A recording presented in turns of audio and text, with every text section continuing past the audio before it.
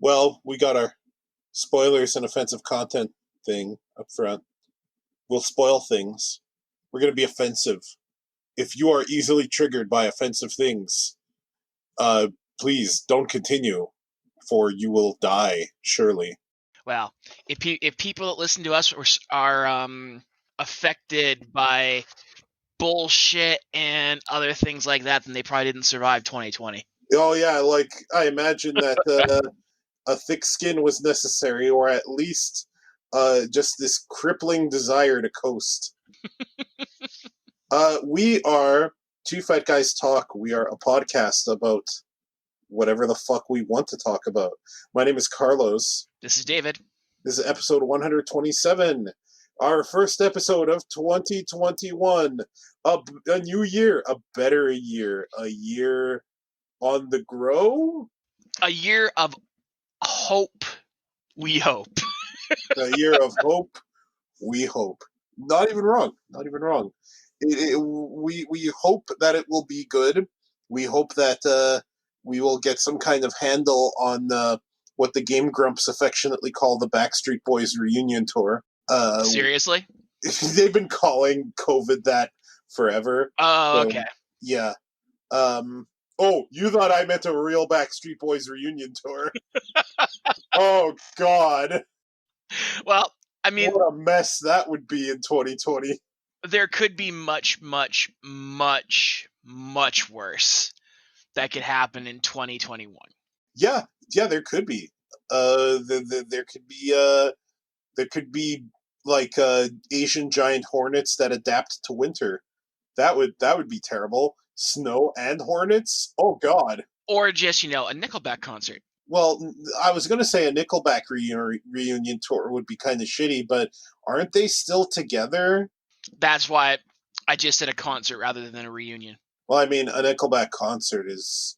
Look, sometimes people find catharsis through sadism, and they need to hurt themselves. And if you do it by listening to Nickelback, who am I to judge? No, I'm going to judge you super fucking hard. But but you shouldn't listen to it, though. To me or Nickelback. Both things should not be heard. We did get a voicemail from Rowan back in late December. What? Yeah? What? No, we didn't. I don't believe you. Yeah, we did. Let me see the fucking mailbox.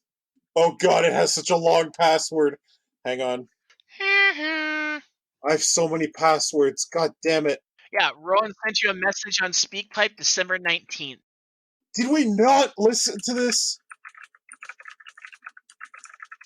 I don't believe you. I think you're fucking... You're twisting my cock.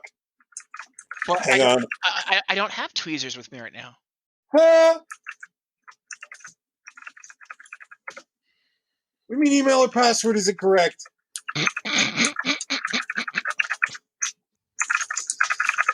Oh my God.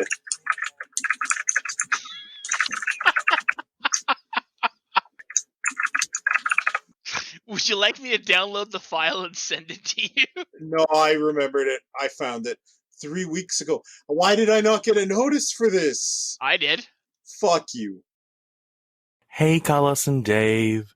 Really enjoyed your last show, but I wanted to make a comment about the Game Awards. I was wondering what your thoughts were on a 2018 mobile game winning Mobile Game of the Year. I guess that you two don't follow mobile games much, but there are a number of very good mobile games, and it definitely irked me that everything this year was shafted for a piece of software that came out 2 years ago in an award that's supposed to celebrate this year. And since you were talking about the Game Awards, I was kind of hoping you would get angry for me because I don't have the opportunity to do that on my own show. So, yeah, what were your thoughts? Thank you. See ya. Rowan, I apologize. I missed this voicemail from you, and for some reason, Dave didn't tell me until right now. We also haven't done a show since the last time. I like how Rowan's like, well, I can't really swear or be uncouth on my show. So I can do it on your show, since you guys swear all the time and deal with that, you guys and your peasant audience. So that's a fascinating question. What do I feel about Among Us being considered in the 2020 Game Awards, even though it released 2 years ago? 3 years now. Well, 2 years in the context of the Game Awards. Uh, like, there's an argument to make that since it only became relevant this year, should we really hold its release date against it? I like to think that if a game released however long ago, but it only really found its footing and affected so many lives this year, that it should count. But I I totally get if you were just looking for 2020 releases.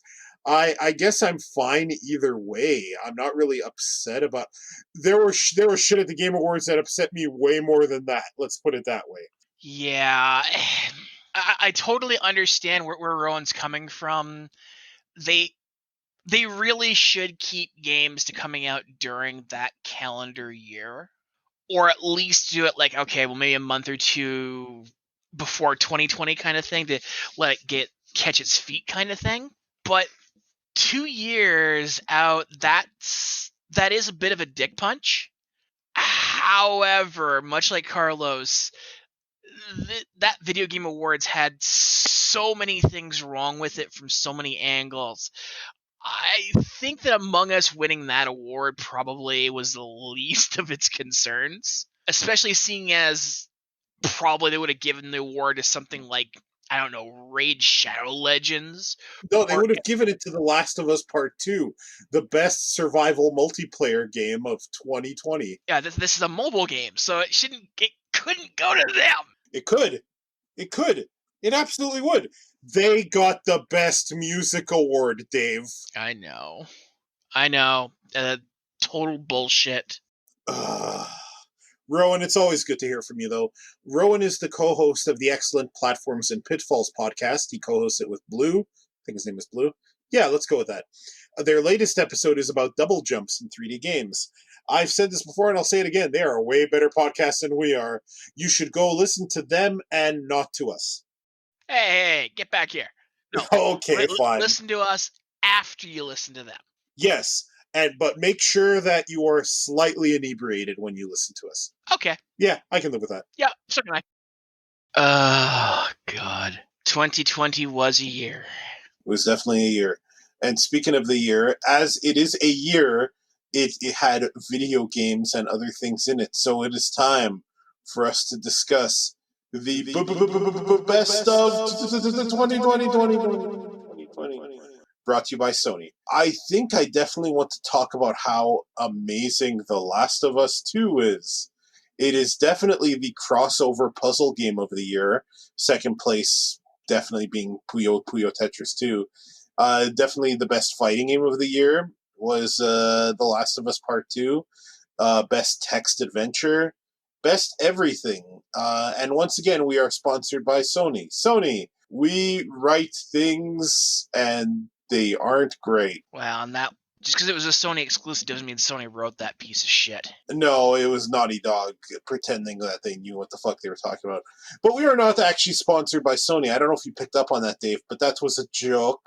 Of course. Who will go first? Do you want to talk about your things of the year? What categories you have? I know we're going to focus mainly on games, but maybe there are other things of the year that come up. I didn't really break my mind into categories. I just have 5 games in no particular order that I thought were probably the best of 2020, with some honorable mentions. Look, 2020 sucked. Not great. With the global pandemic, the politics involved, and everything else, video games and movies kind of got us through the year. And while most of my games, while a bunch of my games are single player, if it wasn't for multiplayer games this year, I don't know how much. I can guess how much less sane I would have come out of the year because of it. So, in no particular order, my games of 2020 are Darksiders Genesis, a woefully underappreciated Diablo-like. I remember seeing the trailers for that and thinking, "Oh, that looked pretty good," and then I never touched it. Which is unfortunate. Like I know I think you have Game Pass. I do, and I might have it installed. In fact, I can quickly check that. Just gonna click my start menu, and I don't, but I can do it fast enough. Anyway, it's on Game Pass currently, and this game really introduced a bunch of stuff that I would love to see pop up in Diablo 4. Like, granted, this came out after Diablo 3 and expansions by a long period at this point, so you'd expect them to get a whole bunch of advancements right. But Darksiders Genesis was a up to 2-player game. It did co-op right. The combat just felt right between the two different classes. The storyline was great. The puzzles could annoy you, but in a good way. Working together was a must for some of the puzzles. And if you play it single player, you could bounce back and forth between the two different characters, and it just worked. It was a fantastic game that should have gotten so much more respect than what it did. Cool. I definitely like games that they're meant to be enjoyed by two people, but they still absolutely work alone. Mm-hmm. And there were a couple puzzles that I guess they weren't even really puzzles. They had a couple areas that you basically had to do pixel perfect platforming. Okay. And depending on which character you were playing with, that could be a little bit easier, a little bit harder, just a bit depending on use of their abilities and things like that. Like this one puzzle drove my friend Nick nuts. I managed to get through it not too difficultly, but the character he was playing was not working for him. And of course, then he got used to that character, switched to my character just because I got through it, and then got totally screwed up even more. So it was great. It sounded like it was good times. It was. Speaking of good times, game number 2 is Ori and the Will of the Wisps. Yeah, you were a big fan of the first game. Now, without going into spoilers for this game, there should never be a third. We did put a spoiler warning out in the front, so by all means. People know what we're about. I know, but this is a part 2 to the game series. I don't want to do any big spoiler for the second game.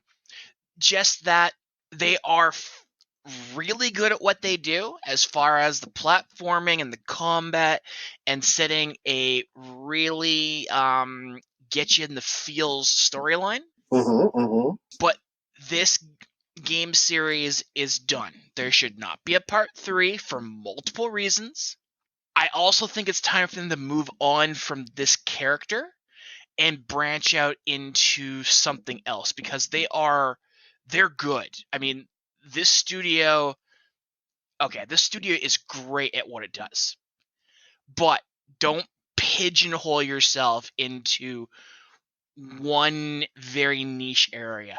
This is a studio that needs to expand and grow into other areas to not become stagnant. The gameplay, again, was fantastic. It was the perfect sequel to the last game, and that's all I really want to say because, yeah, this game hit me in the feels. How would you say it compares to The Last of Us Part 2? And why doesn't it compare favorably? Brought to you by Sony.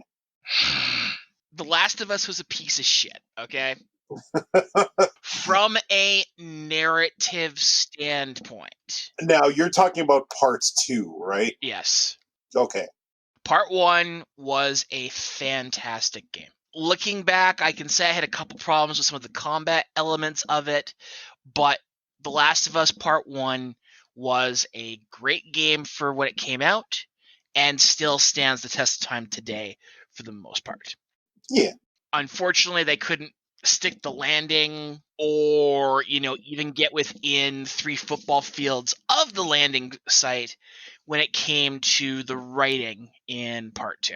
The combat, the crafting, even the character types, no problem. The voice actors and their roles I will not take away from them. They did fantastic jobs.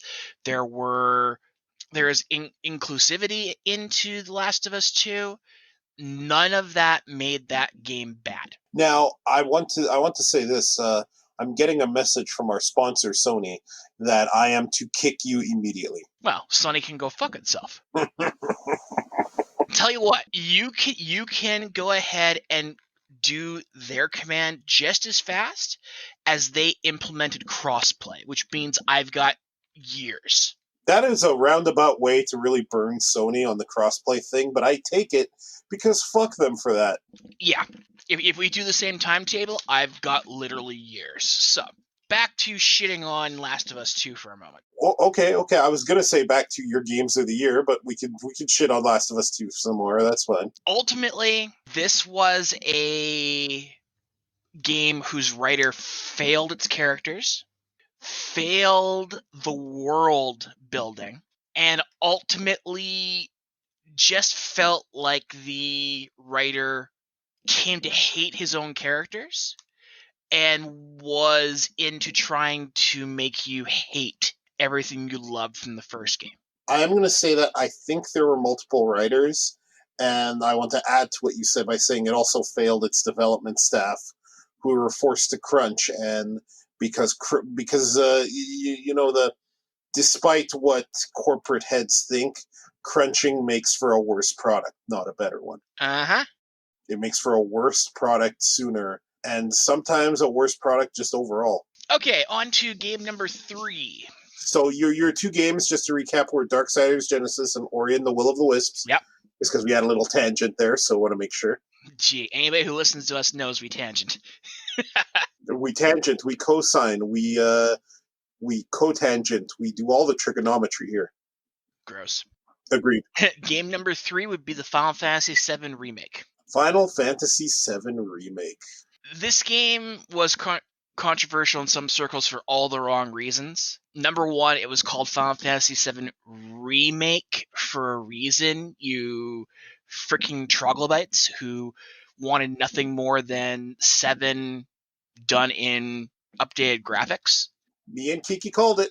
It was going to happen. We're not the only ones either. No, and I've actually had an argument with my roommate over the definition of a remake. Oh, Jesus Christ. Versus the HD upgrades.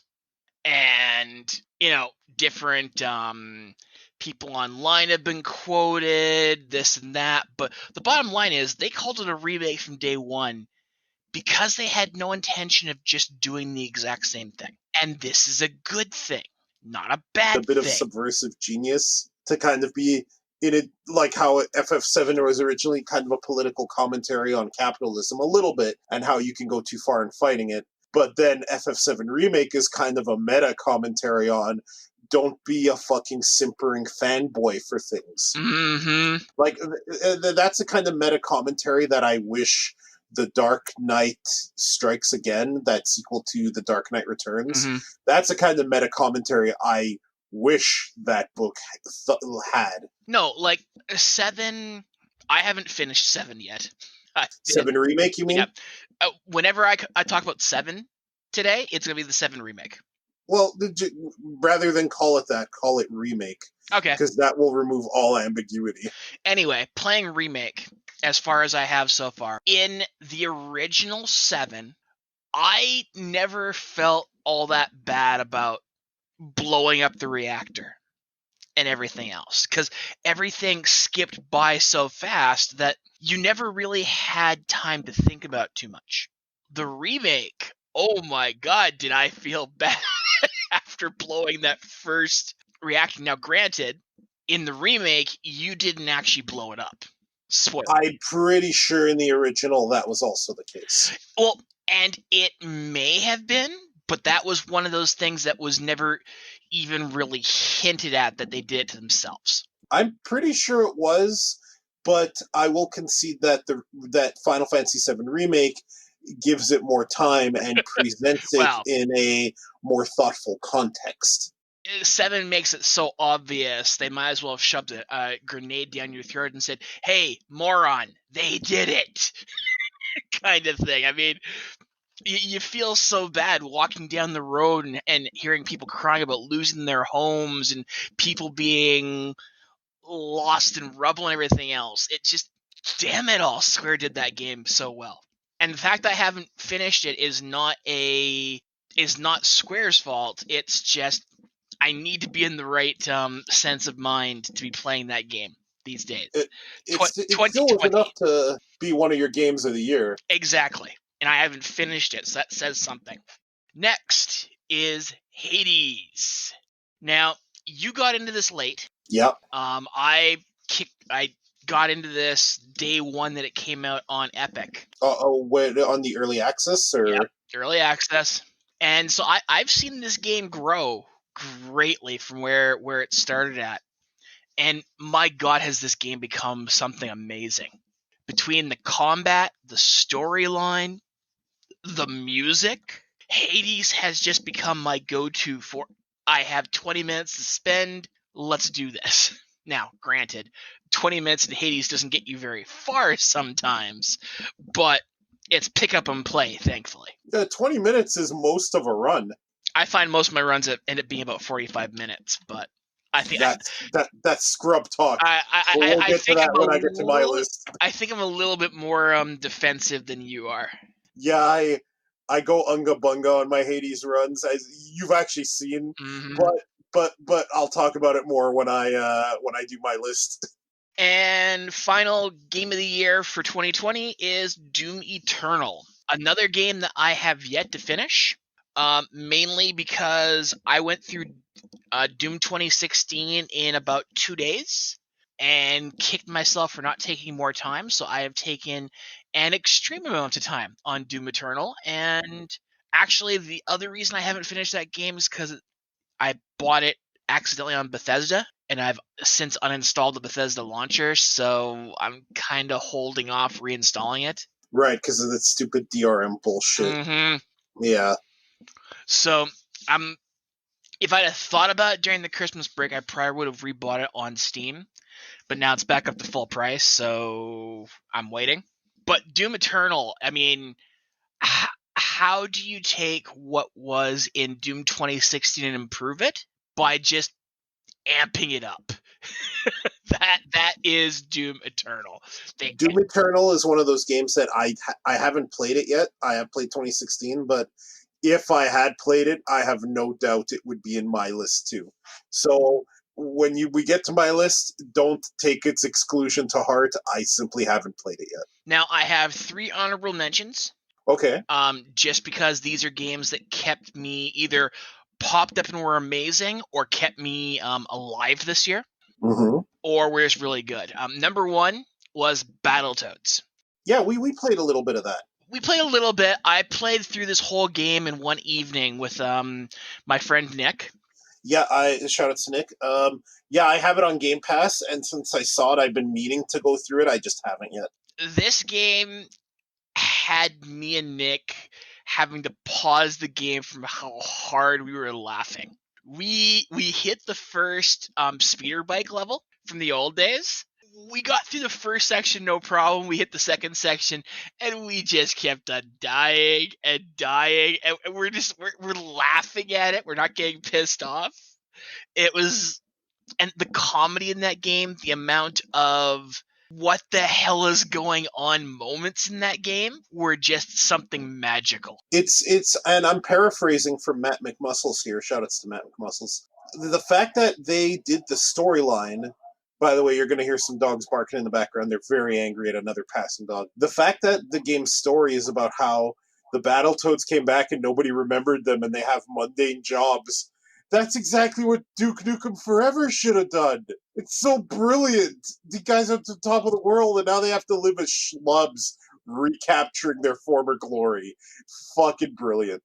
It did things just great. It brought the series into the more modern era for a bunch of things while still playing homage to the old. I just hope that we see more from that studio from Battletoads. Yeah, I remember the reception was mixed, and I honestly thought to myself, man, It is an absolute crime that the reception is mixed for that. People need to fucking like get over themselves and stop being so fucking shitty when it comes to assessing games. You're like, I know it's not The Last of Us Part 2, but come the fuck on. Like, it's getting annoying when I see people be like, oh, games are too hard, and oh, Sonic Mania sucked because its bosses were too hard, and like, fuck you. Honorable mention number 2 was Borderlands 3 Guns, Love, and Tentacles. Okay? Now, I want to hear about these tentacles explicitly. There's one very big reason that I choose this DLC out of all the Borderlands 3 content that's come out. Number 1, it gave out 2 of the gay characters in Borderlands 3 a wedding in the game. That happens. Yeah. It also helps that, I love these characters in the game, and they were actually important, weren't sidelined, weren't trivialized. Just this expansion was a fantastically written expansion. Basically, they have their wedding on a planet that is basically almost like a tentacle hellscape. That's where I want my wedding to be. And like this game is exactly as the title says. It has lots of guns, it has the love, and it has lots of tentacles, and just almost Cthulhu horror style comedy going on. It was so well written, it was so well played, and it just, again, it had that inclusivity that very few games tend to have, that it was another co-op game that got me through the year. Third and final is Star Wars Squadrons. I haven't gotten to it yet. God damn it. Another game I really was looking forward to that I didn't get to. Dave, please tell the people, the good people, about Star Wars Squadrons.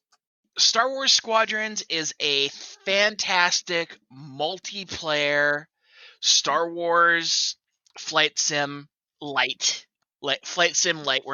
It's not to the level of X-Wing and TIE Fighter of the old days, but it gets close. The single-player storyline is just a delight to play through. Here's a big thing for PC players. If you have a VR unit, you can play this game, both the multiplayer and the single player, in VR, and it feels like you're flying an X-Wing or a TIE Fighter or a bomber. I mean, I had so many times playing through the single player where I would just kind of look around in my cockpit, and of course that doesn't move your entire view in VR, and just enjoy the little details of like your X-Wing cockpit, or the fact that you didn't have as much of a view in a TIE Fighter. It was something magical out of EA, of all people. Now, EA's made arguably 2 good Star Wars games over the past 8 years of their exclusivity deal. They made Jedi Fallen Order, and they made this, Squadrons. You can argue for Battlefront 2 if you want. I mean, that game basically did cause EA to get slapped upside the head and put a really big microscope on microtransactions. And they have fixed that game greatly. I just never cared.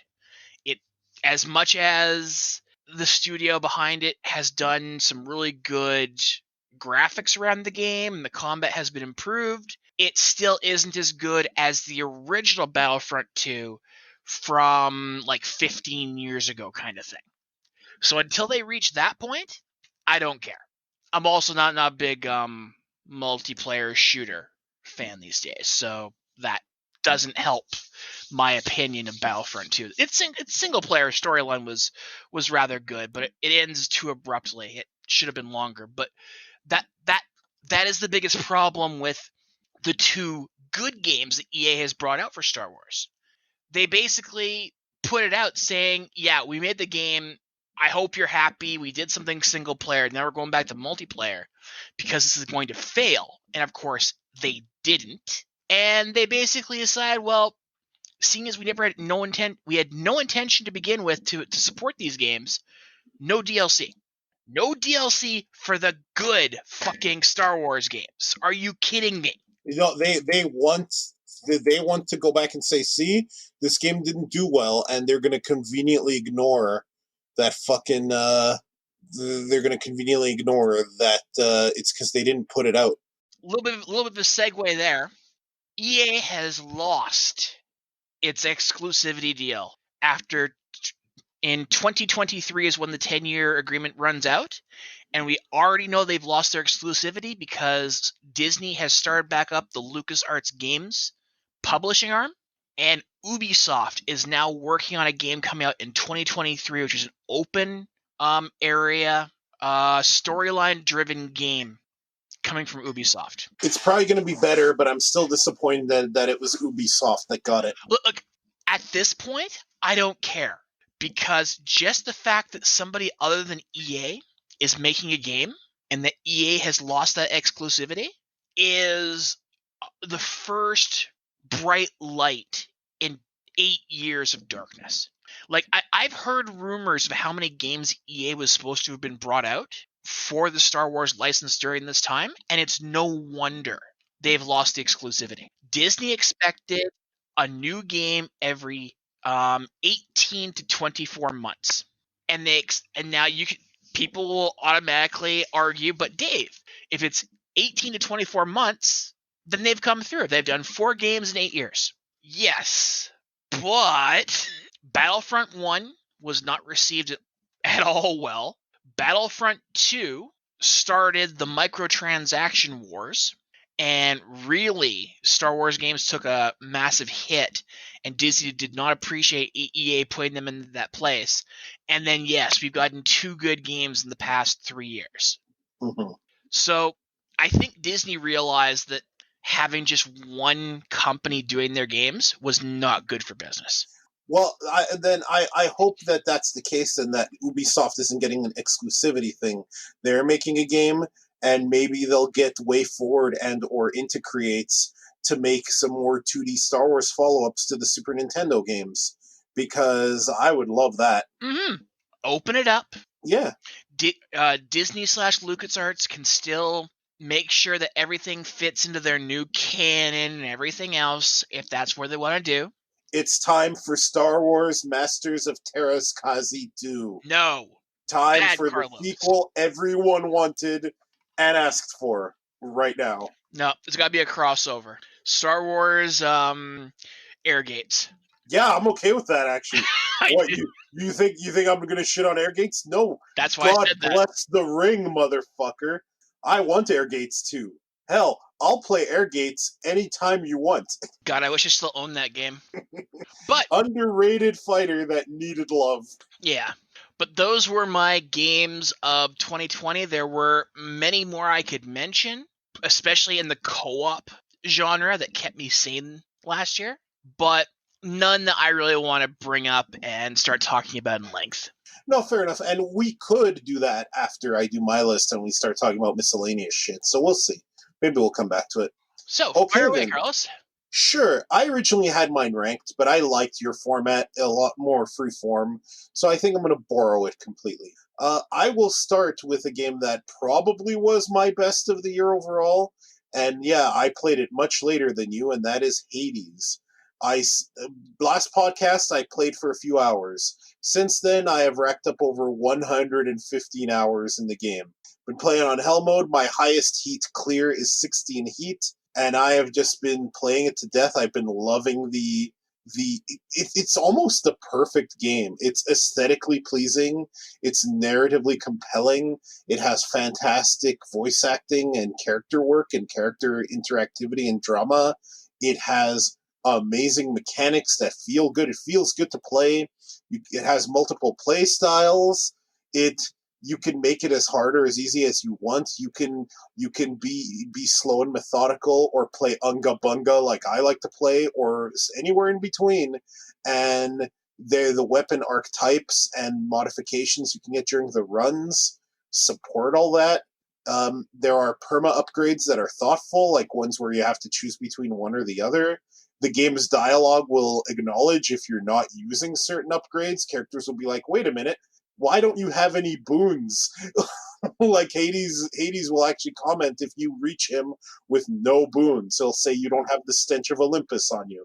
It has just been like, I've been so fascinated by it. Hades, if I was going to pick a full-on GOTY 2020, it would be Hades, absolutely. It's and it was made in an environment, and again, I'm taking Supergiant at their word, where there was no crunch, and they took their time. And it definitely benefited from the early access and from having all that feedback and the extra development time. Supergiant is to be commended for Hades. I loved it. Final Fantasy VII Remake is another one, and in addition to what you talked about and to the subverting of expectations of it, I also really love not only that it did the Star Trek thing of a character from the future is affecting a new alternate past, because Sephiroth is clearly post-Advent Children Sephiroth trying to change a timeline. Not only is that fucking amazing, I love how it plays. I think that this is the perfect marriage of crappy single player MMO thing that Final Fantasy 12 tried and failed at, and something more action oriented like what the upcoming Final Fantasy 16 looks like, which I am looking forward to. But this game Final Fantasy 7 kind of feels like it's doing the Final Fantasy 15 formula of combat, but better, because it feels less automatic, it feels like you're more in control, but you still have the time gauge that you can use to play the game a little bit like Star Wars Knights of the Old Republic, where you can pause it to issue commands. It's really quite a brilliant melding of how Final Fantasy played with how it is now perceived to be, basically. It is great. I honestly love the combat system in 7. I love that you can, in 7 Remake, I'm doing the same thing you did. I love that you can switch between characters on the fly. I love that Cloud, Barret, Tifa, and Aerith all play wildly differently from one another. I actually, you can pick one character and just stick to them, or you can fire off commands, and while your characters are doing stuff, switch to others and play a very high energy game. It's a lot harder than the original game, which I appreciate, because FF7 was just way too easy. So Remake definitely lets you dial it up right from the beginning. And there's a hard mode after that I'm probably going to explore. I love the character designs. Some Western designer was brought in to do character designs, and I think that the characters have fantastic designs that are influenced and motivated by the originals, but also new and fresh. Tifa's design is my favorite, but they're all great. The voice work is amazing. The environment, it's a beautiful game. The environments are fantastic. I love that I was so wary of the fact that it was going to be just Midgar portion, but they're fucking expanding on this portion of the original so hard, and with the alternate timeline shit, it has been just a fantastic revisit. Final Fantasy VII is a game that I thought was overrated, but Remake is not. Remake is the real deal. I love it. It definitely, if it won Game of the Year on the Game Awards, I wouldn't have complained, honestly. Another one for me, and I wish I had played this with you because it's a fantastic co-op game in addition to being a good single-player game, is Bloodstained Curse of the Moon 2, which was a big surprise announcement in the summer during that very terrible game expo that sucked. It was like one of the few bright points. What was it called again, Dave? What was that shitty one that I was so hyped for, and it ended up being all weeb games? Wasn't that VGE or VG? Oh, fuck, I don't remember, but it sucked. But that game did not. Curse of the Moon 2 is Curse of the Moon 1, but better. And it is not only just super solid to play and possessing of a fantastic co-op mode, it also tells a really neat and compelling story. I think I would have loved if it somehow could have shoehorned in voice acting. That's the only thing that's really missing in it. But it's a fantastic game, and it has like an 11th hour shmup level, and you go to the moon to fight the progenitor of demon kind. It is so good, Curse of the Moon 2. And it took me so long for me to get you to finally play Curse of the Moon itself. Not Curse of the Moon. That was the first Sorry. throwback game. You were talking about Bloodstained Ritual of the Night. Yes. Which is not a 2020 release, but shout outs to it because I finally got to it, and it's a fantastic game in its own right that is still getting updates. It recently got a new mode, so I need to go and check that out. Some kind of a mode that's, ironically enough, motivated by classic Castlevania. And my last one of the games of the year is going to be another one that just kind of hit out of nowhere. I saw it on Game Pass, I installed it, and I ended up playing a ton of it, and that's Tetris Effect Connected. I kind of raised an eyebrow when this was first announced for like PlayStation 4, because it wasn't a Sony exclusive for like a year. It was a Sony VR exclusive. Yeah, and I kind of raised an eyebrow at it because I'm like, this is just Tetris, but made by like, it feels like it was made by the Res guy. Mm-hmm.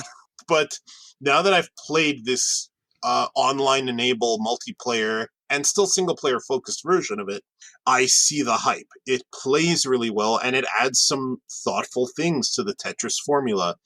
The zone mechanic it alleviates a lot of problems with modern Tetris. It makes it so that four widing is not the only viable strategy.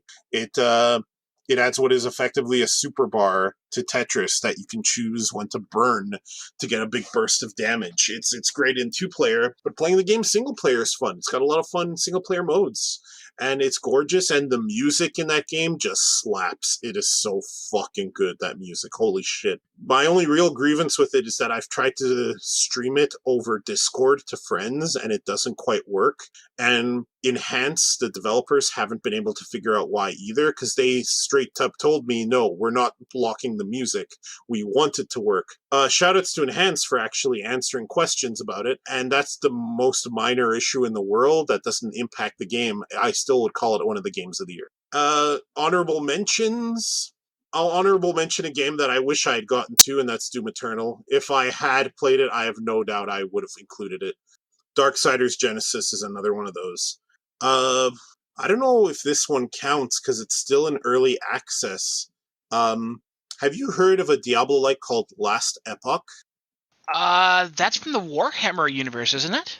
I don't know if it is. It's by an indie dev, so I don't think that's the one. It is a Diablo-like that a friend of the show, Richie, showed me. Shoutouts to Richie. We've got to get him back on an episode at some point.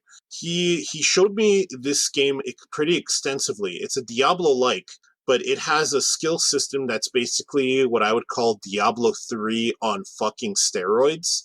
It's like every single skill that your characters can earn, and there are 3 classes that then can have 3 prestige classes each. Mm-hmm. Every single skill has its own skill tree that you can use to modify the skill.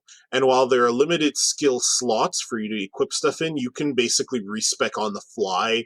Hell, even in the middle of combat, if you have the goal to spec on it, if you want to try a new build out. It has built-in controller support on top of all that. It apparently still needs work, but the fact that it's there and not just an afterthought is huge ups. It's a game I want to get my hands on. I just haven't ponied up for the early access yet because, and I was the same way with Hades, I kind of have a hard time justifying paying for an early access game. I know it's good for the game overall, but I kind of want to play the finished product in the future, you know? But still, Last Epoch did a lot of things that, especially after hearing about some of the disappointing developments in Diablo 4, Last Epoch has things that I wish were going to be in Diablo 4. Hell, it has the idea of skills having their own skill trees and having limited slots is something I wish they could put into WoW for all the good it would do it now. But it's something that I wish was there. Yeah, I actually remember this one now. And I also remember why I completely blocked it. Oh no, why? Okay, well, number one, they're trying to be a MMO action RPG with leagues, trading, and the one that killed it for me permanently, microtransactions. Uh-huh. In a pay-to-win scenario. I mean, there are a bunch of games that do that. Well, I'm not defending it. That was actually one of the things that I remember reading about on here. And look, yes, it's early access. I'm more willing than you are to jump onto early access games but I'd probably only jump into this if, say, Nick or you were playing as well. Mm-hmm. But the early microtransaction pay-to-win stuff and leagues and everything else, yeah, no. Are you sure it's the same game we're thinking of? I'm looking at it right now. Okay, it is. Okay. Well, that's disappointing, but I still like a lot of the ideas I'm seeing in it. It was enough for me to mention it in honorable mentions. And here's the thing. If I had given you a review of Hades when it first came out, would it have been anywhere near as glowing? No, because it was early access. That's true. They hadn't polished everything. Like, I stopped playing that game for like 6 months, came back to an almost completely new game. Yeah, I mean, that's the thing about early access, right? So, and I understand that. I'm not trying to lambast early access. I'm just saying I don't think it's entirely for me. Mm-hmm. But yeah, there was a game I forgot to include in my games of the year, higher than an honorable mention. It was a game that I played through in its entirety multiple times with you and with another friend. Streets of Rage 4. Mm-hmm. Fantastic fucking co-op brawler. I don't know how much fun I would have had playing alone. I've only ever played a co-op with you or with this other friend. Mm-hmm. But it had great online. I don't know if it's quite using rollback, but it definitely seemed super stable. And I played it a couch co-op with you. And yeah, just mechanically super solid follow-up to Streets of Rage, which is a series I always loved. So yeah, shout outs to Streets of Rage 4. I don't know if I have any other honorable mentions. Do I not? Do I really not? One more. It's a feature in an expansion, but Torghast in World of Warcraft Shadowlands has just been a blast. I've been having a lot of fun working my way up through the tower. I have done up to and including Layer 7 of the Twisting Corridors, which is the super hard version of that. And I just have to do the last layer to get my Maw Mount. I've been having just a blast with Torghast. I wish it rewarded more. I wish I could level up alts with it, but maybe those features will be incorporated in the future. But shoutouts to the Tower of the Dam.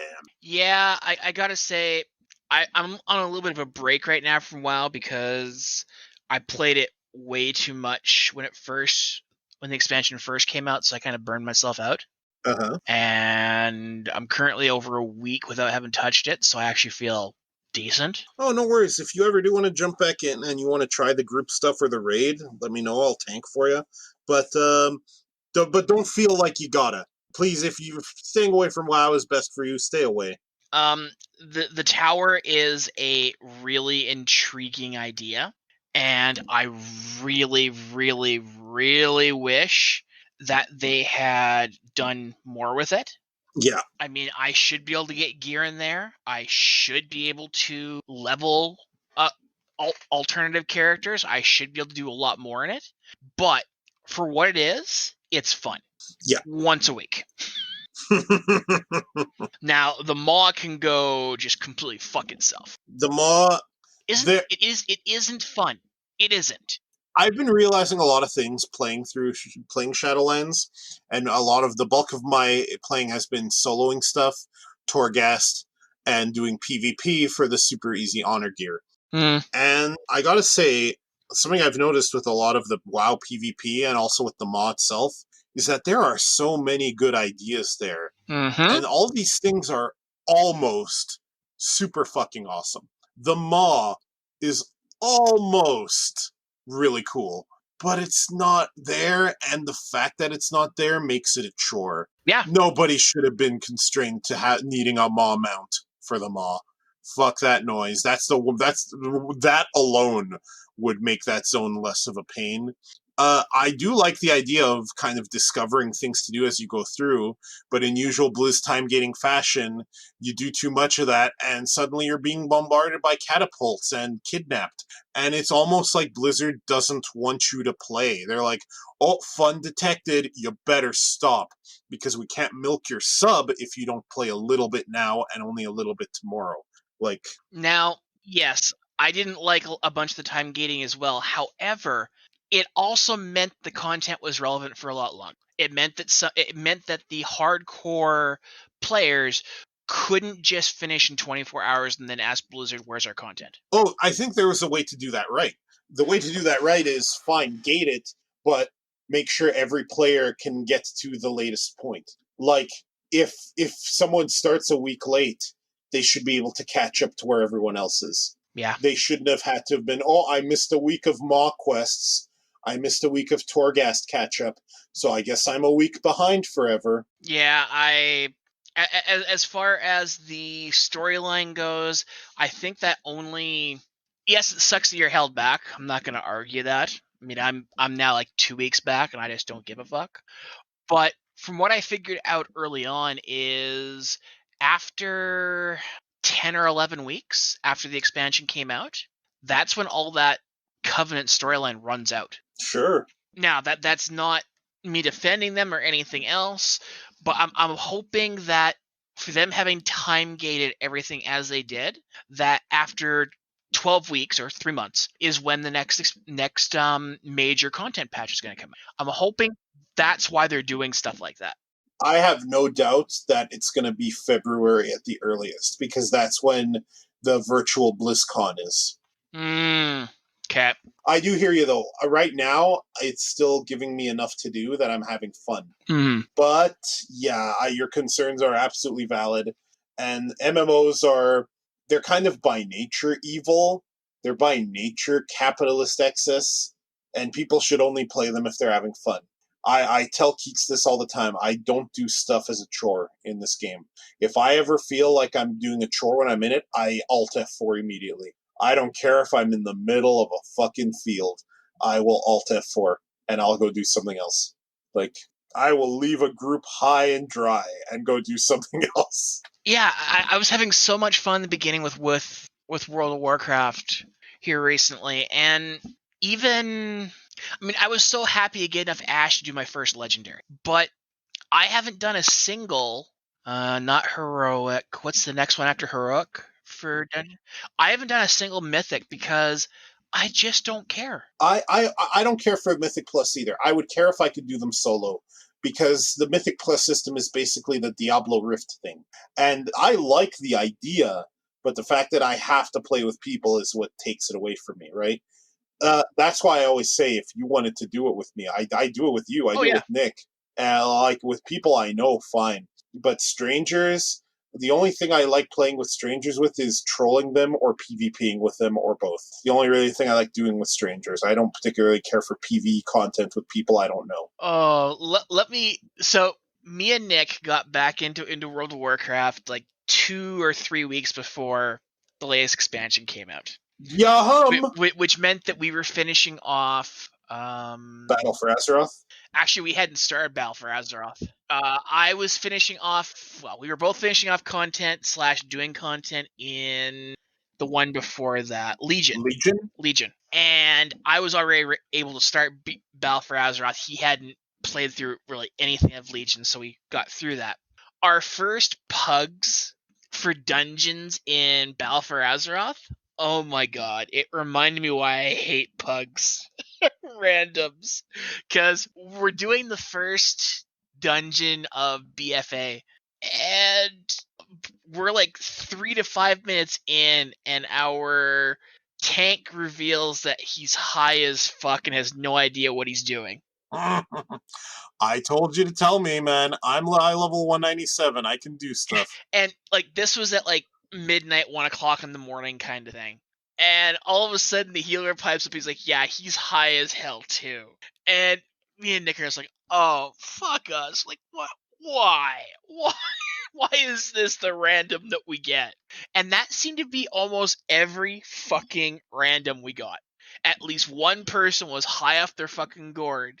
And we get through, but it was an experience. It was a real experience. Just something else. So yeah, I much prefer to play with friends as well. Mm-hmm. Speaking of not that at all, well, there was a game that you and I played. It wasn't a co-op game. By the way, we're done with our awards. Unless we want to talk about other awards. Not really. Okay, cool. There was a game you and I played. We co-opted in the sense that we tried to defeat it together, but it's a single-player game that we just passed the controller back and forth on. Okay. That was a little game called Mega Man Unlimited. Now, yes. it's a fan game, but And normally I find most fan games, and especially Mega Man fan games, to be hot shit. There's a ton that get loads of praise, and I find them mostly trash, and at best, kind of neat little novelties. But Mega Man Unlimited was really, really good. It played really well. It had good level design. It was hard, but it wasn't stupid. It keeps getting updates with lots of features. It had amazing original music, and it seemed to be all made by one guy, JKB Games. Mm-hmm. And if I'm missing some other credits for that, I apologize profusely, and I'll issue an errata later. Greetings, folks. Carlos here. Just a little bit of an errata after all. Mega Man Unlimited was made by Megaphil X, and Mega Man X Corrupted was made by JKB Games. Apologies to both. Both are fantastic fan game makers. You should play both games. That is all. Please continue listening with the fact in mind that for some reason I think that these games were both made by the same person. My bad. But he is making another game. He has been for the last 10 years. And I've been following this for a while, and I recently showed you the intro stage of it, and you love this shit. Mega Man X Corrupted, which much in the same vein, this is a game that is kind of a Mega Man X sequel, but done in the 16-bit style, but obviously with some limits removed, like in Shovel Knight, for example. And also amazing original music and ideas and mechanics from not just the 16-bit games, but the 32-bit games as well. This is a game that looks incredible, and I've been looking forward to it for a while, and people should look up Mega Man X Corrupted. I'll have a link to the intro stage of it in the video description, or in the podcast description, and also one of those YouTube cards, so you can go look at it. It also has music that slaps. Fantastic slappy music. Mm-hmm. What did you think of it when you saw that intro stage? It's everything I wanted in an X game. Yeah? I mean, it's doing the 16-bit thing, because I know you have kind of a hate on for everyone always doing 8-bit throwbacks. 16-bit is there, so why are you going that far back? It's not... I get the 8-bit graphics gives a little bit of leeway and stuff, but for fuck's sakes, 16-bit should be as far back as we're going. There are certain cases where I think the 8-bit appeal works. Like Shovel Knight does it well because they did the spirit of 8-bit, but they also broke rules where they thought it was good, like backgrounds and widescreen and instrument limits in the music, for example. Although all of the Shovel Knight music is possible on an NES. Yeah. But yeah, I like the idea of that. I like taking the best of and the sensibility without going full, you can only play it in 4.3, and it has sprite flicker, because NES had sprite flicker. But no, Mega Man X Corrupted is looking fantastic. JKB Games has been doing great work in the fan game space, and I cannot wait to play this game when it is finally completed in 2029. Speaking of Mega Man games, Oh? What do you think of Capcom telling a Mega Man... Sorry, not Mega Man Battle Network remake to stop? Oh, someone was making a Mega Man Battle Network remake? Yeah, it sounds like about Battle Network 1 he was remaking. Okay. And Capcom told them to stop. Now, Capcom is usually pretty good for fan games. Their stance seems to be similar to Sega's when it comes to Sonic fan games. They just let it happen. I need to see more about this story, though, because that sounds kind of out of character for Capcom. Let me look it up. Well, let me look it up here. I just linked you the article. Oh, you know what? That's even better. That way I don't got to do a lot of work. Rockman EXE fan project to cease operations. Give me a moment to just quickly go through this. Yeah, that's really weird, and there's no real definitive reason. There's a speculation. Look, fuck corporations. I want to believe that Capcom had a good reason for it, since this is so not what they do. This is so out of character for them. I want to believe that they had to have had a good reason, but I also don't know. And again, I'm not going to defend the corporation over a person in general, but I do want to know more about this before I make a call. Okay, I thought you might have heard about it, but it's only popped up in the last couple days. I know there are a lot of Battle Network type games that get made sometimes. Like, there was a roguelite one that made the rounds. I don't remember the name. I'm terrible with names today. One Step from Eden. It came up just as you said it. God damn it. Yeah. So the formula is definitely still around.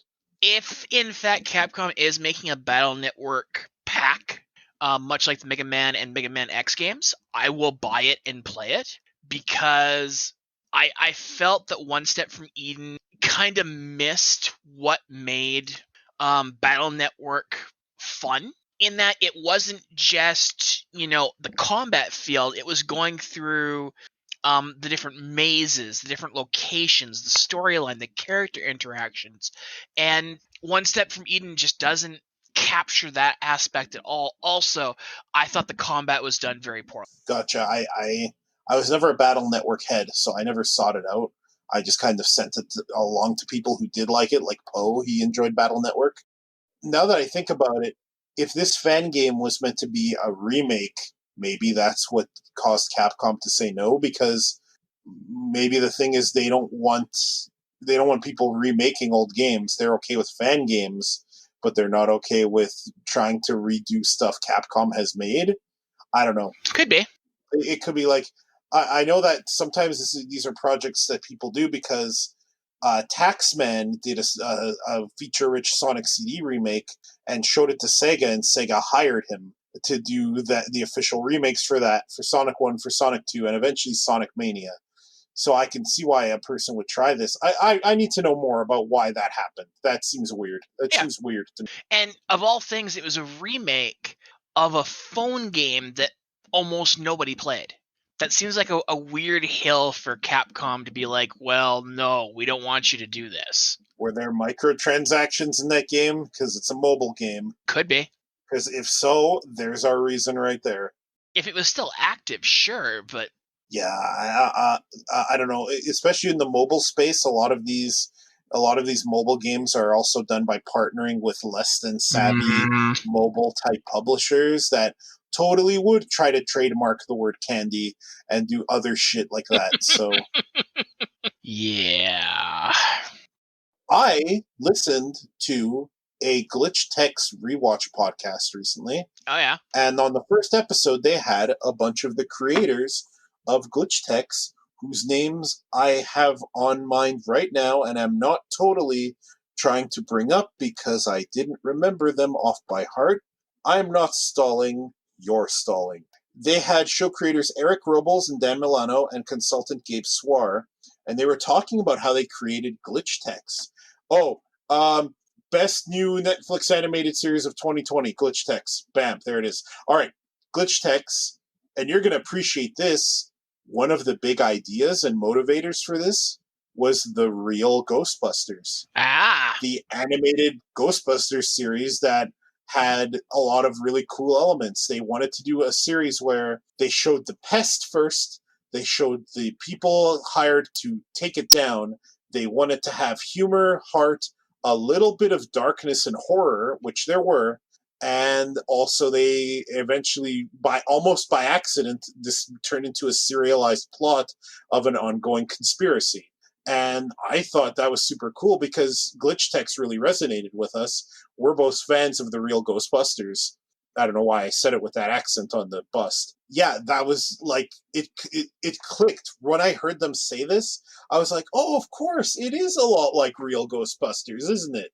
And that was a great show, and yeah, that's partly why Glitch Techs resonated, right? They also talked about the growing pains of having to push back against Nickelodeon to do the darker stuff, about how Nickelodeon was worried kids were going to be scared, but when they showed it to kids, they all loved it and their attention was hooked. They were trying to make a show that was appealing to all ages, not just kids. How Nickelodeon managements changed so many times during their tenure, so they would go from one management team that liked the show to another that didn't give two shits about it. And that's partly why they went over to Netflix, which they said would be an entire other podcast talking about that. Some interesting things about it. One, originally Five was going to be the main character and Miko was just going to be a customer at the store. But as they progressed in the story, they realized Miko was good enough to be a protagonist in and of her own right. And her voice actor was just there to kind of was kind of there to just provide some lines and ended up being the voicing the character because they're like, nah, she's perfect, just use her. And that gives me hope that one day that'll happen to me. Wink nudge. The reason Five got his memory back is because apparently they researched how memory works and how a tech giant might do memory erasure. Mm-hmm. And apparently how real human memory works is that you can't really just destroy the memory. You can kind of rejigger how your brain processes it in sequence. So if it's no longer processing it, you just have this gap in your memory and you don't remember it. And it can apparently be jostled by the right stimulus, and that is what happened to Five. It's apparently something based in real-world science, and that's why he got his memory back. Though they didn't quite explain why Miko isn't affected. I thought you would find that very interesting in this very brief Carlos and Dave Anime Rave sidebar to our podcast. Well, I'd be more impressed if we got an actual announcement that, they were continuing the show. Now, I was trying to pick up on some clues. There was no... I still have to finish that episode, by the way. That episode of the podcast, I'm like 2/3 of the way in. They have not yet confirmed or denied any continuation or cancellation. The way they speak of the show, there are some times when I'm picking up kind of a melancholy tone, like they know it's over, but also times when they say things like how these 20 episodes are called the first Nickelodeon season. Okay. And that wording really makes me think, no, there's clearly more on the docket, right? In addition to confirming that this was all supposed to be one season. So I don't know. I don't know what to tell you if it means a continuation or cancellation is on the horizon. I hope it continues because I really like Glitch Techs, and hearing where its influences came from, I double want to see more of it. Mm-hmm. Apparently they really sat down and hammered out how every fake game works, to the point that it was ridiculous that they were making all these rules for these games that would only feature in like one episode, and that's it, right? But a lot of the love comes through in the show, I think. Yeah. Just doing some research online to see if anything else had come out, but no, nothing has been. No, nothing announced if that's going to continue. Nothing announced if Owl House is going to... Well, I know it's getting a season 2, but I haven't heard when. I was expecting some news in January. We'll see if that still happens. We're recording this on January 16th, so there's still half the month left. Yeah, I mean, we haven't gotten season 2 of Owl House, so... No, like season 2, it was renewed already. It hasn't been renewed for season 3 yet at this time. And I know that Dana Terrace is pushing for that, so we'll see. Carmen Sandiego, the last season, came out a few days ago, and I still want to watch that because I've been following it. I don't know if you watched Carmen Sandiego at all. I think I'm still back in season 1. It's fine. It's pretty good. It's not the greatest show ever made, but it's super solid. Terrible, terrible fan base, though. Holy shit. Avoid the Reddit of that show like the plague. Wow. Some of the shittiest fucking human beings I've ever seen congregate there. Great. Okay, thank you for that. Some of the shittiest busybody, you better like the things we like or we're going to harass you type people. Ugh. Just, I would avoid it. I would stay far away from Carmen Sandiego's fan base. Okay. Very far away. Then again, that goes for most fan bases. Most fan bases are hot shit. Even fan bases that I thought were cool eventually kind of had an element of stupid, shitty, busybody teenager who doesn't know shit kind of element to it. Like She-Ra, for example. I thought the She-Ra fan base was cool, but there's clearly a portion of it that is, and a portion of it that, is like, oh, Noel Stevenson's a racist now. Those people. Mm-hmm. Yeah. Steven Universe fandom, I learned a little bit about that too. A lot of real shitty fans in that fandom. Great show, by the way. Just shitty fans. Not us though. We're always the best fans of anything we watch. Yeah, ish. Ish. We joked about doing best movie of 2020. Yeah, so it's Sonic, right? It's Sonic, yeah. Sonic the Hedgehog, right? Because I remember we saw it earlier in the year before the pandemic started. We went to theaters, and we saw Sonic the Hedgehog in theaters, and that was the last time I saw a movie in a theater was Sonic the Hedgehog. Yeah. The last movie I saw was a few days ago, Jumanji Back in Action, I think it's called, the second Rock one. Okay. And it was okay. I thought the first one was okay, and I thought the second one was also okay. Kevin Hart steals it in that movie, though. Holy shit. Have you seen it yet? Yes. Honestly, I thought the first Rock one was better. Yeah, they're both kind of like the plot works because we contrive it all to hell, and that's fine. Like, yeah, no, it's basically what I expected from a sequel to the second Jumanji movie. Kevin Hart playing that old black guy who wouldn't stop talking is the funniest fucking shit. Holy shit. And The Rock channeling his Danny DeVito. Holy fuck. So fucking funny. And that's just it. I thought the second movie was better because it was, that first continuation to Jumanji, the Jumanji. Sorry, you meant the first movie you thought was better, right? I thought okay. So there's the original Jumanji with Robin Williams. Yeah, huh? There's the second one with the Rock, and then there's part 3 with the Rock. Okay. Sorry, I kind of looked at the Rock one as like a remake or reimagine. No. So it's kind of the first in a new. It's kind of like how Justice League is the first is a new series, even though it's taking place within old canon. Sorry, I got confused by what you were saying. No problem, because they make references in the second Jumanji movie to events that happened in part 1. So it is still a sequel to the original Robin Williams one. Oh no, I understood that, and I remembered because it's been forever and a half since I saw the Robin Williams one. I just remembered little elements. I also think these movies completely work on their own. Oh yeah.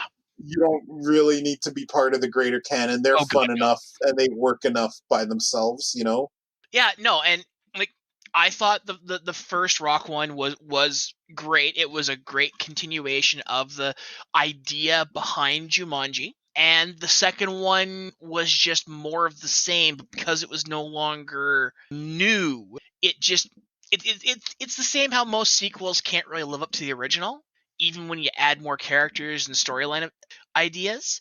That's how I felt about the two new Jumanji movies. Yeah, fair enough. It definitely also seems like a playground for actors to flex their chops a bit. Because, like you had Kevin Hart, you had Dwayne Johnson, and you had Jack Black all channeling other people to brilliant effect. And then sometimes multiple times, like with multiple different characters, Yeah, and that is where some of these actors really do and show their acting chops as acting as other people. I mean, they're just very good at what they do. I always forget how good an actor The Rock is because he's always in these fucking B movies. Like, not that Jumanji's a B movie, it's just that while you have Dave Bautista doing like AAA Marvel movies, you have The Rock languishing behind in whatever Swordfish sequel. Like The Tooth Fairy. Sure. And then it's like, what is this amazing actor doing back here? Like, yeah, no, the Rock is kind of like how people imagine Nick Cage is. Will jump at any movie as long as he's in. Yeah, he's not like some other wrestlers who are very picky. Like Dave Bautista is picky. Even John Cena is pretty picky about the roles he does because he likes to be a wrestler more than an actor, I think. Yeah, and John Cena should never be picky about movies because he's not a good actor. He's fine. People give John Cena shit. There's nothing wrong with John Cena. No, listen. John Cena is like Triple H in a movie.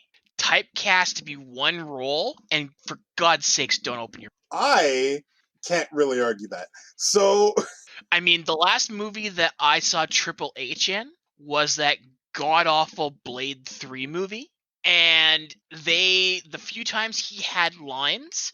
You're just like, dude, shut the fuck up. You can't act. You know who Triple H could play? He could play Genjiro from Symphogear. No. What? No. Oh, what? I'm getting judged for that? Yes, you very much are. You. He could be Genjiro. No, he He can't. could be like, I have all these superhero women in my employ, but I'm stronger than any of them. No. Even though I'm just a guy. No. And physically, maybe he could be. But the moment he opens his mouth, he's lost me. But here's the thing. He's a fantastic actor in the ring. I think, much like The Rock, he just got put in shitty movies. Because Triple H is a fantastic actor. He's great. He really isn't, though. You are so wrong. Look, I know Triple H is a Trump supporter and he's done some terrible shit in the political field, but we're not talking about that. We're talking about him as an actor. I didn't know that. Now I hate him even more. Oh, Jesus fucking Christ. No. Listen. Triple H only works as an actor within the ring. The moment you take him out of cheesy wrestling, I am the game level of dialogue, he has no acting chops. He cannot actually deliver a line in a movie to save his fucking life. I don't know why I'm chomping at the bit to defend Triple H here. I'll concede this because I always liked his character. I was always a big fan of the heels, so I think a little bit of that is shining through. So okay, fair enough. He's definitely not as good an actor as The Rock. He's definitely not a good an actor as Batista. That one is the one that really kind of made me turn my head when I learned that Dave Batista is like he's done actually big serious roles, and I'm like, what? And then when he was like Drax, right? Yeah. Yeah, he's just so good at that too. Like, oh, good stuff. But yeah, I saw Jumanji back in action, and that was all right. There's another movie I want to see that I didn't get to yet called Lupin, which came out recently on Netflix. Okay. It's not based on the anime; it's based on the old French story of Lupin, the thief, right? But it's a modern take on it. And I've heard nothing but good things about it. I've heard it's a lot of fun. I want to watch that. I have seen the latest Wonder Woman. I heard good things from that movie from, again, friend of the show, Richie. And now I'm expecting I'm going to hear good things about it from you. Wasn't anywhere near as good as the original. The first movie's pretty good. It's pretty hard to top. Yeah, no, I feel that the writers failed both the character as well as the movie itself. Oh, wow. You have a very different opinion than Richie did. Now, that being said, the actors save a great deal of this movie. But the writing, I would put this as bad of writing as I would say on the third Dark Knight movie. The Dark Knight Rises? Yeah, like I would say it's actually probably worse than that writing. Now I really got to see this movie. Now I'm super intrigued by this contrast in opinions I've heard. Wonder Woman 1984. I can't believe there have been so many Wonder Woman movies. It's just a few years ago that we're like, where the fuck is the Wonder Woman movie?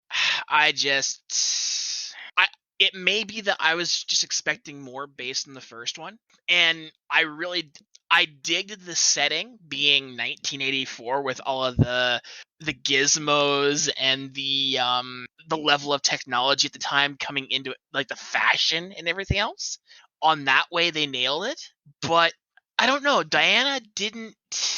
Even giving, how Diana would have to have evolved a little bit from the previous movie, everything else, the setting and the writing just didn't seem up to the task. Gotcha. Well, I definitely need to see this now because, yeah, I'm hearing, I've heard a very glowing and kind of negative review about it, so now I need to see for myself. Well, I needed to anyway. I wasn't not going to watch Wonder Woman 1984. Mm-hmm. Oh, I know. Especially when you take into consideration her character in Justice League, either version, this Diana doesn't make a bunch of sense. Well, it's my understanding that they're basically just not following that canon anymore, and that this is just its own story. Yeah, somebody should tell DC that. I see. DC has no fucking idea what it's doing as far as an MCU level storyline. And they don't need to. Look, the MCU is great, and I liked it when the DC animated universe did it, but you don't need this over-encompassing canon for something to be good. Absolutely, you don't. But if you're going to try it, do it right. Sure. I mean... I can't argue with that. If you're going to do it right, or don't do it at all. I mean, the bottom line is, at least to me, as far as the DCU goes, we started to see some of what Superman really is by the end of the Justice League movie. You know, we had the Superman who was actually involved in people's lives, that had some humor to him, that, you know, was part of a team, wasn't this loner emo goth motherfucker. You had Aquaman. Aquaman was fucking awesome in Justice League, and I loved the Aquaman movie. I still haven't seen Aquaman, but I have seen Captain Marvel or Shazam. What did they call that movie? It was called Shazam, right? That's two different movies. Yeah. No. I said I have. Right. It's called Shazam. Okay. I'm sorry. I still I'm not haven't talking about- seen Shazam. I never really cared. It's pretty good. It's got a lot of humor and heart to it too. I think you'd enjoy it. I don't like the actor who plays Shazam. Why? I've never liked his comedy or just anything he's done.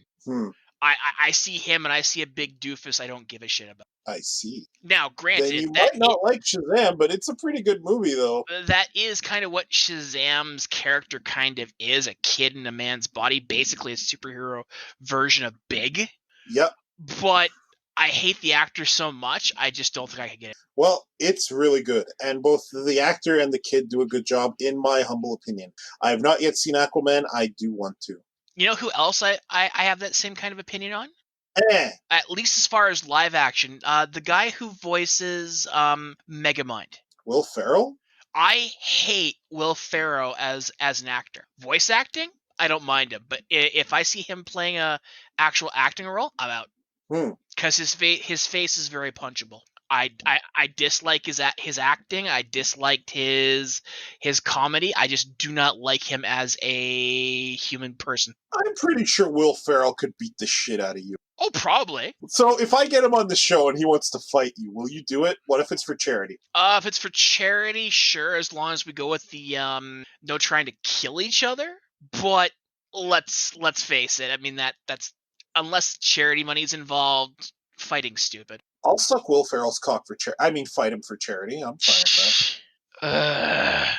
I would suck him dry. Dave, do you have anything else to talk about? Now we're down to talking about that sort of topic. Yeah, no, I think I'm good. Okay. Folks, what did you think about our cock talk and our awards and whatnot? We want to hear from you, and imagine me pointing right at you through the screen. Visit twofatguystalk.com or animerave.xyz, where you can find the home of this podcast and also our anime review show, Carlos Dave Anime Rave. You can also send us voicemail that we'll reply to if it's not filled with the N-word or other epithets. Please keep those voicemails away from us. We don't want to hear them. How do I normally end that? Tune in next time, right? Do I just do tune in next time? Why is this taking you so long? Tune in next time, everyone. Thank you.